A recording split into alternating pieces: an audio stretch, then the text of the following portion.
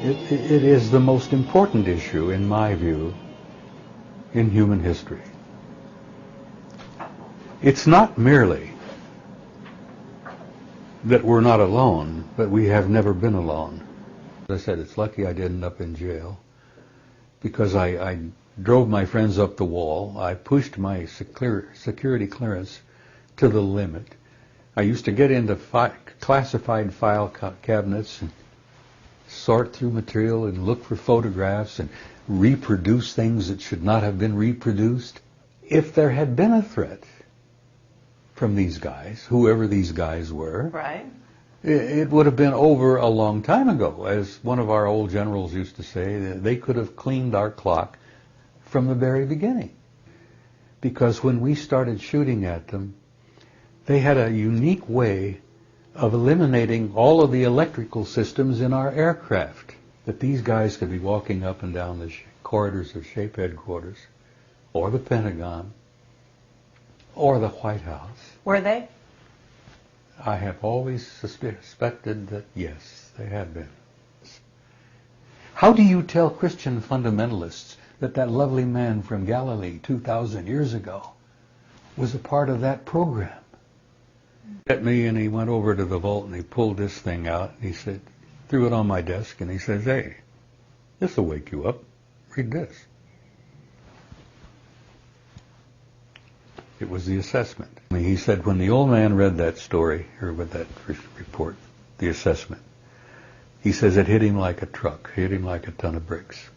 Mm-hmm. He told me that the general threw his hat across the desk and he says, "Do you know what the hell this means? Everything we've got, everything we've done, everything we've had, doesn't mean a damn thing." Monumental aggravation and frustration that the government had continued over all these years to lie to the people.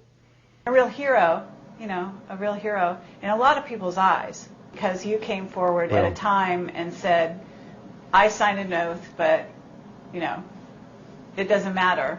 Come get me. I'm going to tell the truth because people need to know." I said it and I'll say it again, and I shared it with Bill downstairs.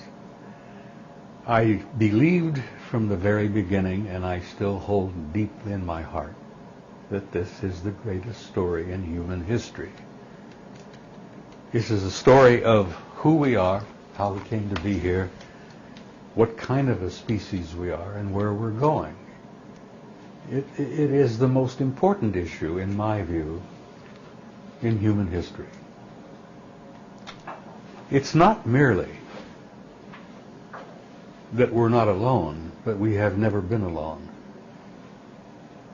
We have had what I have shared many times.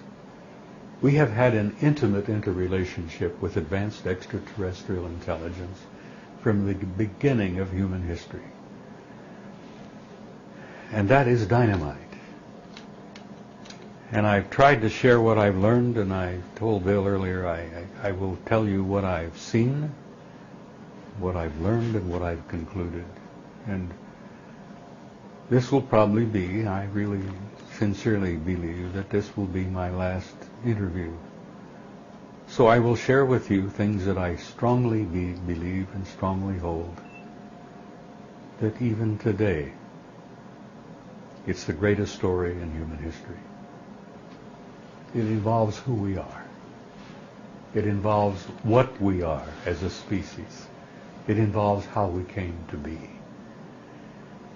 Now, for many, many years, I held to the view that once we could get this out, many of us who were military would say what we've seen, what we've learned, what we've concluded, experiences we've had personally. And I kept naively thinking, once we get it out, the public is going to clamor for more. Oh, tell us more, tell us more, tell us more. And then the government would respond by opening up and telling the public the truth. Well, forgive me, I certainly have learned my lesson. That didn't happen, and I believe it isn't about to happen, because the story is simply too big. This involves our origins as a species, as a race. I've almost reached the point where I am sympathizing with the government for not telling the truth, and I'm to a point where I sympathize with the government by saying that the masses of people out there probably are not ready for the truth. That the masses of people probably couldn't handle the truth. Because the truth is incredible. It's dynamite. I use an analogy about Pandora's box, and I know you're familiar with the old Greek legend. This alien issue, this extraterrestrial presence issue, is like Pandora's box.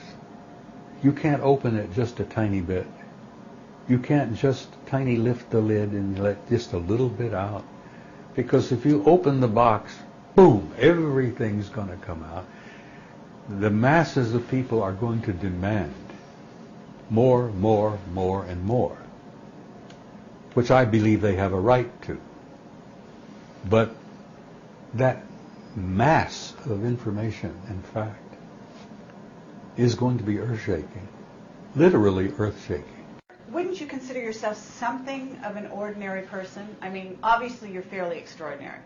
I've always felt of myself as a typical ordinary guy, yeah. All right. And you handle it. So Not easily. Not easily, really? No. Can you tell me what it was like? Let me tell you that when you first I've been at this out? for over 40 years. Right. And I first began to get some information of what was involved here. That to me was like a drug addict. You know, I've never taken drugs. Well, I smoke a little and I drink coffee and I have a little bourbon now and then. But aside, I've never taken hard drugs. Right. But it was almost like an addict. Once I learned officially from government documents what was taking place, what was happening, my God, I couldn't get enough. I couldn't learn enough. I was voracious to get more and more and more and more.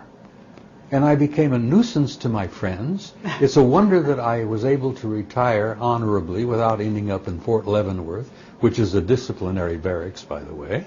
It's a prison, military prison. It's amazing that I've gotten to this point in my life without going to jail. Okay, well, you were highly respected at the time when you discovered this information.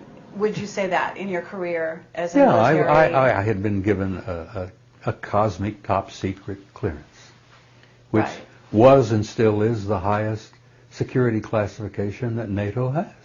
Okay, but cosmic top secret, did that mean to you that you were going to be let in on the secrets of our, extraterrestrial relations with other planets? No, it simply meant that I was given access to a military document, a study that NATO conducted from 1961 to 1964. When I got to shape in Paris in 1963, I learned of a study that was underway. I had had a top secret clearance when I arrived, which you had to have to get to that particular assignment. It was a rather choice assignment, by the way. Paris, in those days. Took my family. My kids went to high school in Paris.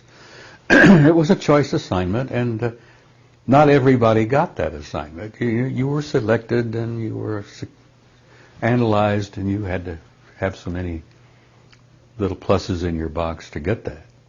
So, but top secret way back then. I mean, Top were secret. you naive